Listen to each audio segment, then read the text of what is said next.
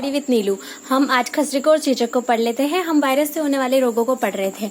अब खसरे, इसको इंग्लिश में मिजल्स कहा जाता है। ये वायरस श्वसन प्रणाली पर आक्रमण करता है, श्वसन प्रणाली पर ज्यादा असर दिखाता है। ये रोग मुख्यतः रूबेला वायरस से होता है और अक्सर बहुत सारे एग्जामों में पूछा जाता है कि कौन से वायरस के कारण खसरा होता है, तो रूबेला वायरस के कारण होता है। ये वायरस नकारात्मक भावनाओं वाले आरएनए वायरसों द्वारा घिरे होते हैं और मैंने आपको पहले ही बताया दिया है कि वायरस कैसे काम करते हैं, तो आप समझ जाइएगा। इसका वंश मारविली वायरस है और मारविली वायरस के नाम मात्र एक परिवार पैरामिक्सोराइडे वायरस का एक सदस्य है रूबेला वायरस, जिसकी रोग प्रतिरोधक क्षमता कम होती है, उनको जल्दी पकड़ लेता है और 14 दिन तक ये लगभग संक्रमण बना रहता है।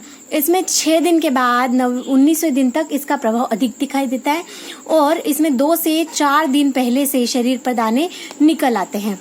इसका संक्रमण का कारण है वायु से, नाक से निकलने वाली हवा जो फैलती है उसमें ये इसका जो लिक्विड है वो आगे बढ़ जाता है। पानी से छींकने में वायु द्वारा आगे बढ़ जाता है और श्वसन के माध्यम से ही मुख्य रूप से बढ़ता है ये।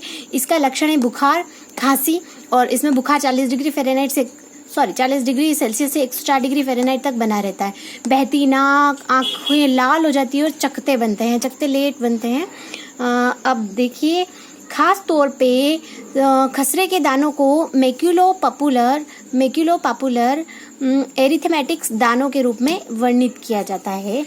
इसके बाद मैं आपको बता दूं कि बुखार के बाद शुरू हो जाते हैं चकते बनने, और बुखार के बाद क्या होता है, सिर से शुरू होता है चकते बनने का कामकाज, जो पूरे शरीर में धीरे धीरे करके फैल जाता है और अक्सर इसमें खुजली होती है। ये गायब होने के पहले लाल रंग के होते हैं और उसके बाद ये गहरे भूरे रंग में कन्वर्ट हो जाते हैं खत्म होने से पहले।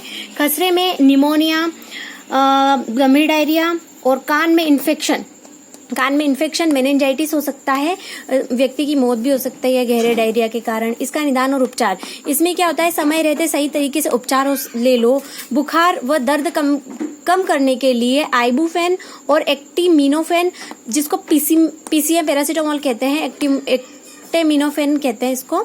और खांसी में तेज खांसी हो रही हो, ज्यादा खांसी हो रही हो, तो डॉक्टर की सलाह पर ब्रांको डायलेटर भी दिया जाता है। इसमें ध्यान रखें कि डॉक्टर की सलाह के बिना एस्पिरिन ना दे। एस्पिरिन में क्या होता है, अगर आपने एस्पिरिन दे दी है तो बिना डॉक्टर की सलाह के देने पर इसमें रेंज सिंड्रोम का खतरा बना रहता है। रेंज सिंड्रोम हो सकता है और रेंज सिंड्रोम से कुछ और आपको रिजल्ट मिले, इसलिए इसका खास करके ध्यान रखिए। बच्चों में खसरे के टीके दिए जाते हैं और संयुक्त रूप से टीका दिया जाता है इसका, जो कि मम्प्स और रूबियोला प्लस मीजल्स दिया जाता है। जो खसरा है वो मम्पस और रूबियोला के साथ इसका टीका लगाया जाता है। इसके टीके को 1 साल के बाद लगाया जाता है, 1 साल होने पे लगाया जाता है। अब हम दूसरा टॉपिक उठाते हैं, चेचक जिसको शीतला बोलते हैं, बड़ी माता बोला जाता है। शीतला इसको सामान्यतः इंडिया में बोला जाता है, बड़ी माता भी इंडिया में बोला जाता है और भी कई देशों में बोला जाता होगा। स्मॉल पॉक्स, जो कि इसका मुख्य नाम है स्मॉल पॉक्स, इसका संक्रमण 12 दिनों तक बना रहता है, 12 दिनों तक बना रहता है मैक्सिमम है ये। रोगाणु इसको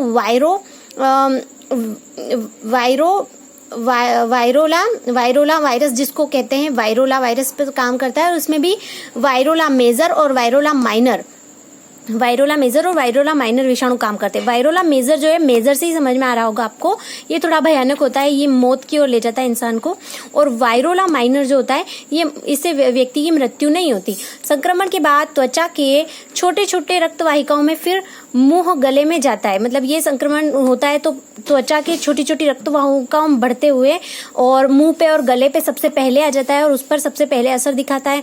त्वचा में छाले, फिर वो तरल में भर जाते हैं। जो छाले होते हैं वो फुंसियाँ होती है स्टार्टिंग में और वो बाद में तरल से भर जाती है।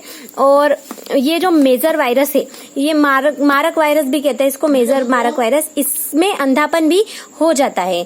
पहले श्वसन शोध एक संक्रामक था जो 2 वायरस से होता था। ये जो श्वास शोध एक प्रॉब्लम है, श्वसन का रुकना, इसमें ये संक्रामक है जो कि 2 वायरस के कारण होता है। वेरोला प्रमुख है इसमें और वेरोला नाबालिग, 2 वेरोला प्रमुख, वेरोला नाबालिग 2 ये हैं और इसी से रिलेटेड ये चेचक बीमारी है। इसमें दाने होते हैं तथा इसमें पॉक्स या लाल श्लेष्मा भी हो जाती है। ये एक बिंदु संक्रामक रोग है। जो ऐसे बिंदु संक्रामक रोग क्यों कहा जाता है, स्पेशली बिंदु संक्रामक रोग क्यों इसलिए इंडिकेट करते हैं कि बता सके कि व्यक्ति के जो बिंदु हैं शरीर पर बनने वाले, उनके पस से वस्त्रों और वस्तुओं से किसी और को ये रोग हो जाता है। ये 2 प्रकार का होता है, उग्र और मृदु। मैंने आपको बताया मेजर जो है वायरोला मेजर, इसको उग्र बोलते हैं और वायरोला माइनर को मृदु बोला जाता है। WHO के हिसाब से इंडिया में 1997 को खत्म हो गया है चेचक। 1977 को WHO के हिसाब से चेचक खत्म कर दिया गया है। 2014 में हमारे यहाँ से पोलियो भी खत्म हो गया है। इसके लक्षण, चेचक के लक्षण: जी मिचलाना, पीठ में दर्द, शरीर में ऐंठन, ज्वर, गलशोथ, खांसी, गला बैठना, नाक बहना, पित्तियों के समान चकते हो जाते हैं और मुंह, गले व अन्य पूरे शरीर पर ये फैल जाते हैं पित्तियां। बाद में इनमें पस पड़ जाता है। चिकित्सा, कोई औषधि नहीं है इसकी।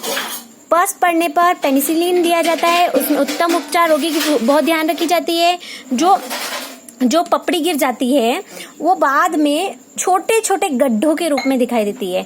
इसका वैक्सीन है जो 3 से 6 माह के बर्थ के बाद, 3 से 6 माह के बाद उस बच्चे को दिया जाता है बर्थ होने के बाद। और एडवर्ड जेनर ने इसकी वैक्सीन की खोज की थी।